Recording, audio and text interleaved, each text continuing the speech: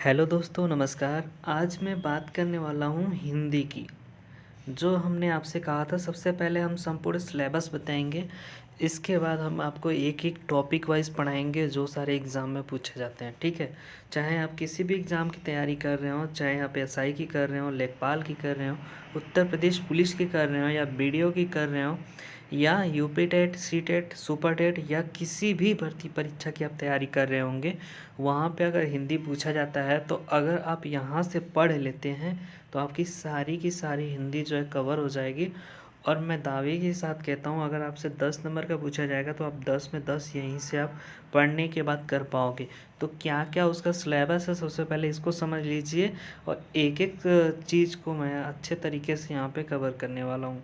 तो सबसे पहले मैं आपको बताऊँ, हिंदी जो व्याकरण है आपका, उसमें क्या क्या मैं पढ़ाने वाला हूँ। यहाँ पे वर्ण विचार, यहाँ से आपके प्रश्न बनते हैं, ठीक है। वर्ण पे हम विचार करेंगे, यानी कि वर्ण विचार के बारे में बताएंगे आपको कि वर्ण से जो हमारी ध्वनि होती है, ध्वनि ही जो वर्ण होता है वही तो सबसे छोटी इकाई होती है। ध्वनि की सबसे छोटी इकाई हम वर्ण को कहते हैं। तो इस प्रकार से हम वर्ण के एक एक पॉइंट को कवर करेंगे यहाँ पे।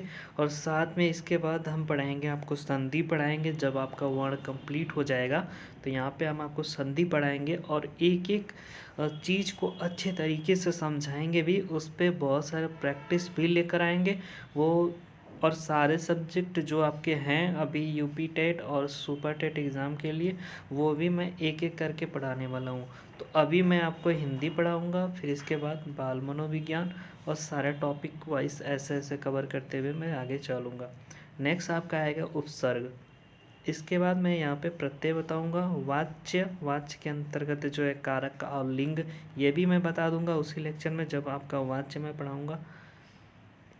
इसके बाद मैं आपको समास पढ़ाऊँगा, फिर संज्ञा, सर्वनाम, विशेषण, उसके भेद भी बताऊंगा, क्योंकि एक एक टॉपिक चलेंगे, एक एक दिन का होगा, दो दो दिन का होगा।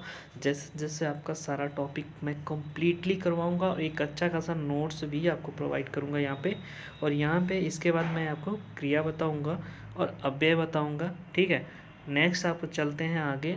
आगे अगर मैं वाक्य विचार में अगर देखूँ तो इसके बारे में मैं बहुत सारी चीज़ें बताने वाला हूँ, कि जैसे वाक्य में शुद्धि उद्धि होता है तो वो कैसे करते हैं, तो वो सारी चीज़ें, वाणी की शुद्धि कैसे होती है, सारी चीज़ें मैं बताऊंगा। तो वाक्य विचार में आपका आता है अलंकार, अलंकार में बताऊंगा। और यहाँ पे शब्द के जो भेद होते हैं, वो शब्द कितने प्रकार के होते हैं, तो उनके बारे में बताऊंगा। फिर इसके बाद यहाँ पे पर्यायवाची जो शब्द होते हैं, शब्द के भेद के अंतर्गत आते हैं, विलोम शब्द हो गए, और इसके बाद समानार्थी हो गए, अनेक अर्थ वाले शब्द हो गए। इस प्रकार से जो भी शब्द आएंगे वो सारी चीज़ें मैं यहाँ पे शब्द के भेद में बता दूंगा।